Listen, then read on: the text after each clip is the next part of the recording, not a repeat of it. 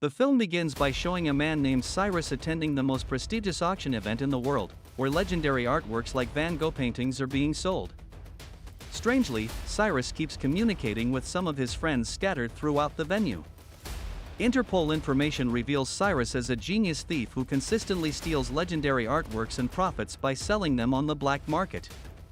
Meanwhile, a woman named Agent Abby is preparing an operation to capture Cyrus, who has been on their radar for some time.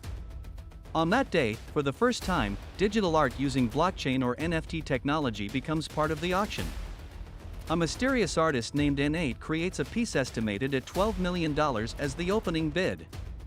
The auction participants, including Cyrus, fiercely compete, raising the bid to $20 million. When the auctioneer announces the buyer, the entire system shuts down, causing chaos. Instead of fleeing, Cyrus approaches N8 and offers to complete the transaction privately. They escape using a prepared ship. Abby, monitoring all this, immediately mobilizes her team to capture Cyrus. However, Cyrus and his team have set traps along the chase. Despite Abby's relentless pursuit, Cyrus manages to escape using the Venetian canal system as a barrier.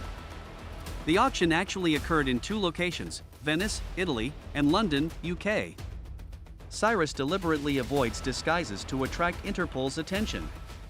Meanwhile, his accomplices successfully steal a Van Gogh painting in London. Upon reaching the ship, N8 receives a notification of payment. They celebrate, unaware of the unfolding police pursuit. News of N8's supposed kidnapping spreads, adding to the turmoil. Cyrus explains his genius, citing examples like Leonardo da Vinci's paintings, whose value skyrocketed after being involved in thefts. Similarly, the NFT Cyrus bought is now valued at $80 million due to publicity from N8's kidnapping. As a bonus, Cyrus gives N8 $7 million as gratitude. Trouble arises when Cyrus realizes his friend Danton has been captured. One of the auction bidders turns out to be part of Cyrus's team, exposed during interrogation. Abby receives a package containing intimate photos of her and Cyrus, suggesting they were once lovers. She also receives Cyrus's address in London. Abby returns to London to plan Cyrus's arrest but is approached by Huxley, head of the International Crime Division. Instead of imprisoning Cyrus, Huxley proposes cooperation, citing a bigger case involving a trillionaire named Lars Jorgensen, who funds terrorist actions worldwide to manipulate stock prices. Huxley reveals they've captured one of Jorgensen's associates, who disclosed a plan to hack a dam system in exchange for $500 million in gold, currently in a London bank and destined for Zurich. Cyrus is asked to steal all the gold. Abby initially refuses because she fears Cyrus might escape with all the gold. However, Huxley insists, emphasizing the need to save many lives. That night, Abby visits Cyrus at his penthouse to offer the mission assigned by Huxley. However, upon hearing Jorgensen's name, Cyrus must consider retreating because Jorgensen wields tremendous power, risking the lives of everyone on his team. But Abby anticipates Cyrus's rejection and threatens to incarcerate every member of his team, proven to have stolen the Van Gogh painting yesterday. She successfully tracks down the buyer on the black market, revealing the names of Cyrus's team members as sellers. As a bonus, if Cyrus completes the mission, they will be granted legal immunity, erasing all their theft cases. With no other option, Cyrus agrees to the mission under the condition that Abby joins the operation. The next day, Cyrus gathers his team, each an expert in their field, including hackers, pilots, infiltrators, mechanics, and engineers. After explaining the mission, they acknowledge its complexity, considering the theft of 10 tons of gold from an airplane nearly impossible. However, Cyrus, as the team leader, assures them that nothing is impossible, urging them to execute the mission to evade Interpol's pursuit. Meanwhile, one of Jorgensen's subordinates is seen torturing a traitor who leaked information about the gold transaction to Interpol. Without hesitation, they end the traitor's life, feeding him to wild dogs. While Cyrus's team is brainstorming how to steal the 10 tons of gold from an airplane, Cyrus proposes a different idea. Instead of focusing on stealing the gold, he suggests stealing the airplane transporting it. However, not through hijacking. He believes they can manipulate the signals of the plane carrying the gold to divert its course.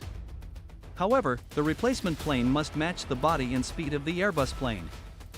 Thus, they seek out Eric, a billionaire unicorn company owner, to borrow his private jet, specially modified with NASA technology, albeit banned from flying over American airspace. Reluctantly, Eric agrees to lend his plane to Cyrus and Abby after some negotiation, realizing Abby's connection to Interpol. Eric's plane is equipped with a massive LED screen at the bottom, which can display messages. Each team member begins their tasks. Magnus crafts a special laser device to breach the vault holding the gold, while Camila, the pilot, sharpens her flying skills. They plan for Eric's private jet to fly beneath the Airbus unnoticed by radar. Cyrus also instructs Luke, the technology genius, to install additional cameras for stability during flight. Danton, the expert in disguise, prepares his role. Cyrus seeks Abby's advice on their past relationship, which Abby discovered Cyrus's identity as a master thief and hacker, causing their breakup. Meanwhile, Mi-sun develops a signal duplicator for the Airbus they'll board, aiming to deceive air traffic control in Brussels, although it will take time to transfer the signals, and no technology can hack it. Cyrus suggests they hack the person operating it, leading them to Brussels to meet Harry, Abby's informant.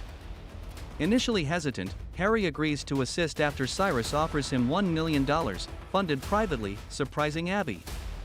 Meanwhile, Interpol discovers a body part from one of Jorgensen's associates. With the gold transaction plan exposed, Jorgensen accelerates the process, shortening Cyrus's time from 17 to 10 days. However, Huxley arrogantly believes Cyrus won't refuse Interpol's request, threatening him with jail time. After arriving at their hideout, Cyrus informs his team that the theft plan is cancelled, not wanting to endanger them. Despite Magnus' disagreement, they agree to pursue the theft, not solely for money but also for the challenge. One challenge remains: the signal blocker, resembling a bomb, is difficult to conceal. Abby suggests Mi-sun modify it to be disassembled and carried in their bags. With the plan set, they detail every aspect, from selecting a pilot for the Airbus to choosing the airport for takeoff and landing. Upon landing, they plan to transport the gold via train to Huxley's station.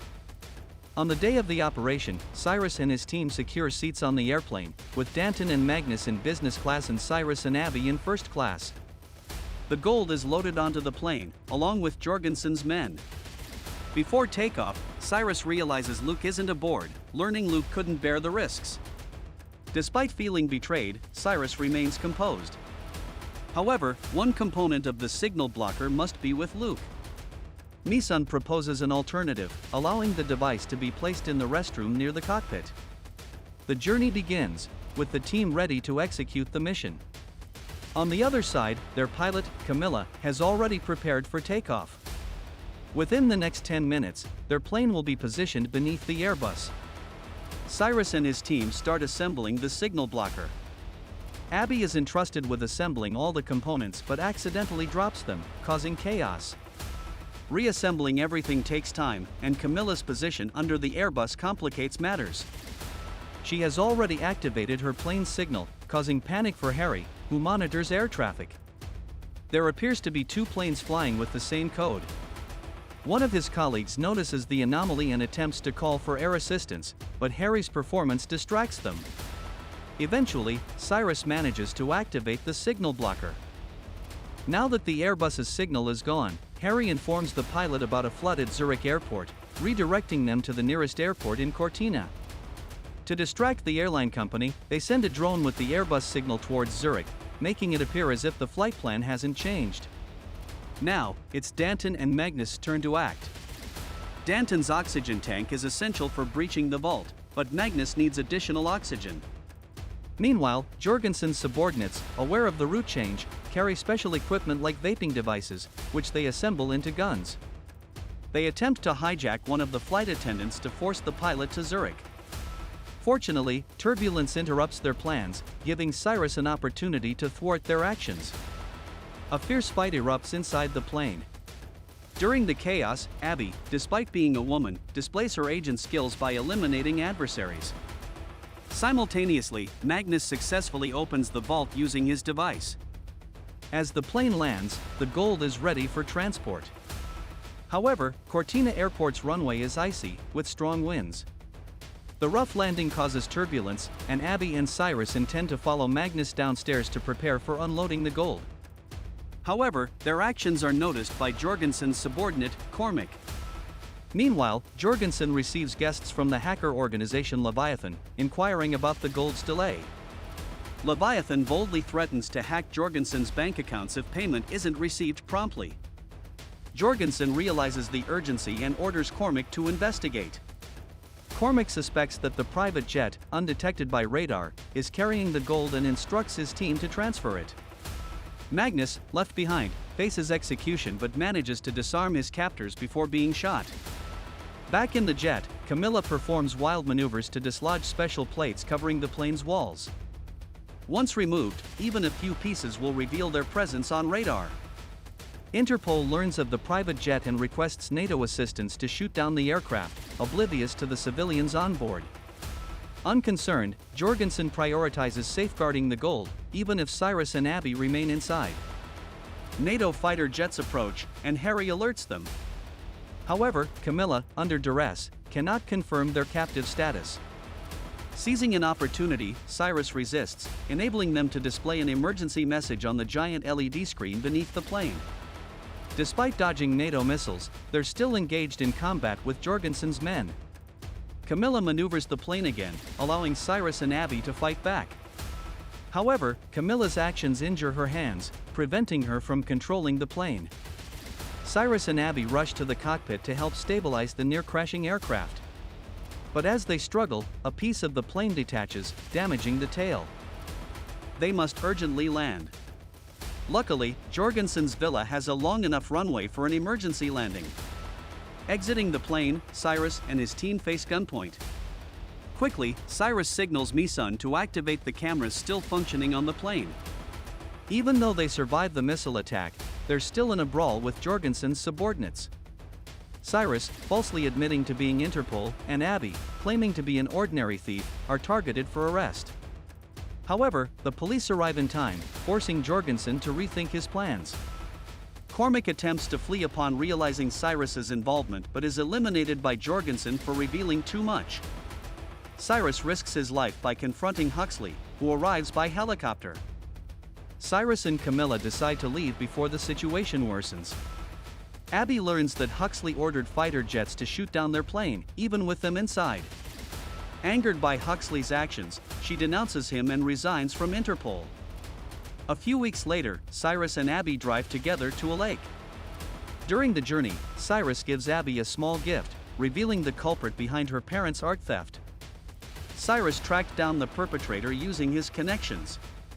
Abby reveals her hatred towards art thieves, as her parents owned a renowned artwork stolen by an unknown person. She's no longer with Interpol. Cyrus shares a secret: they successfully stole 10 tons of gold, substituting it with fake bars created by Magnus.